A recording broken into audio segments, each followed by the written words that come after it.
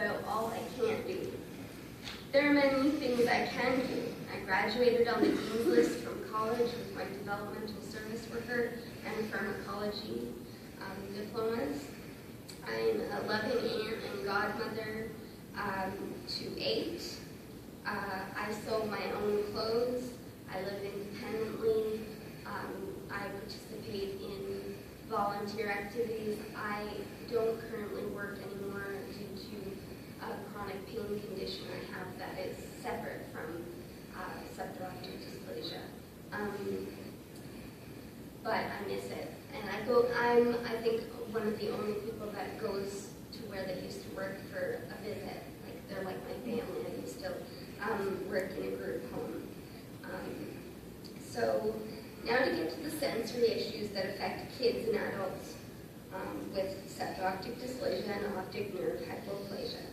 I've made a display of items that feel differently to people with sensory issues and the sensory distractions that can help when I am in overload. Feel free to look through the items. Feel free, there's some things where you can taste things or touch things or add things.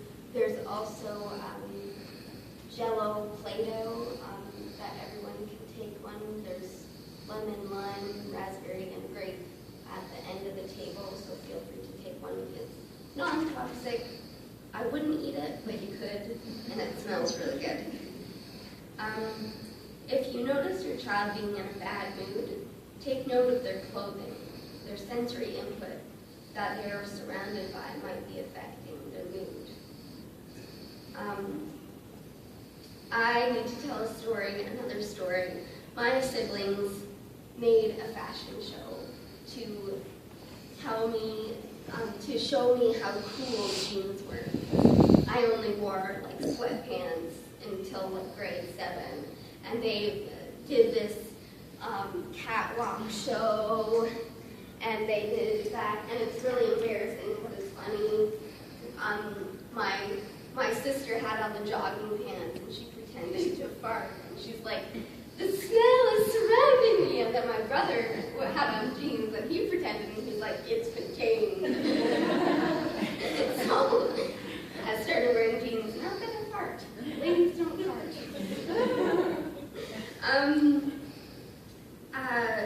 I don't recognize faces. I will recognize you by your voice. If I go out with someone to a store, I memorize the clothes they're in and their hair. Obviously, that sometimes leads to embarrassing situations.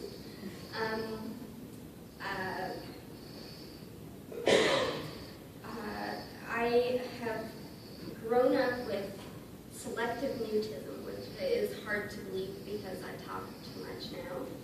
But I used to talk very little. I used to be very shy. And I still have periods of time. I have on my iPad a program that will speak for me. If I'm angry, I tend to not be able to get my words out, and that makes me angry, and then I'm angry because I'm angry. Yeah. So I have that program. I also have ABA programs, which is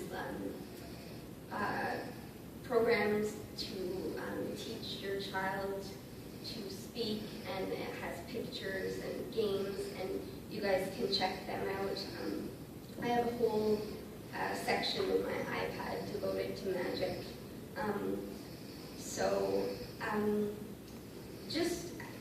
I would like to explain what it's like to go into a restaurant and order a coffee. Say I'm going into a Starbucks.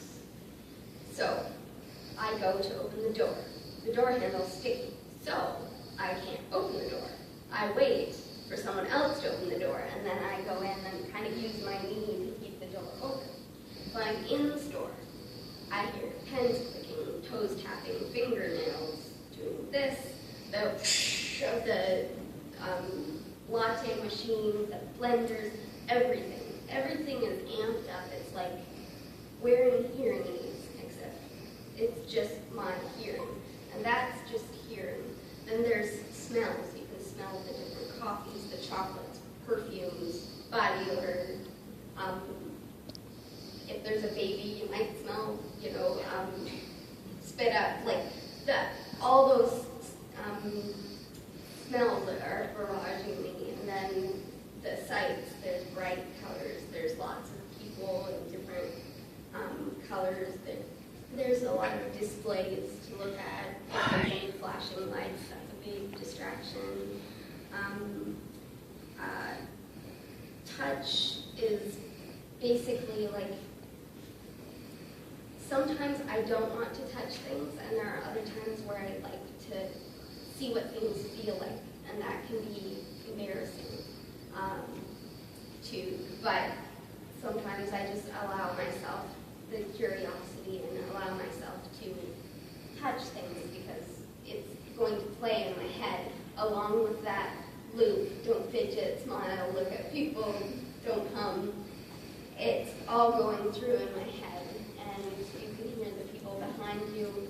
If I take a few minutes to order, you can hear the sighing and the humming and hawing. And so ordering a coffee even can be sensory-wise very overwhelming. So that's why I love distraction and coping toys, because I can be in that coffee shop and have something simple like this piece of ribbon in my pocket and be playing with it. And it just kind of tunes my focus down to it, it's like turning the volume down on all my senses. They're still there, but I have something to focus on. Otherwise, I'll focus on the ticking of a clock. There are no clocks in my house. It drives my mother insane. And when I go stay at my mother's house, there are no clocks in her house either, because I take the batteries out of them all.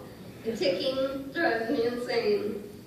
So I'm going to end with the same sentence I started with. Lynn and Scott are outgrowing everything, especially shoes. I buy poor Lisa new shoes because her shoe size hasn't changed in years. And that is why I blame my mother for my shoe obsession. Thank you for listening.